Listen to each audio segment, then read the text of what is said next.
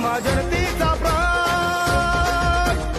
आधाराचा हात तू संकटात साथ तू लढण्याचा ध्यास तू हृदयी विश्वास मनात राष्ट्रवादी समजून जनमनास देऊन एक साथ न्यायाचा हक्काचा दीप लावला झोपून जनहितास भेटून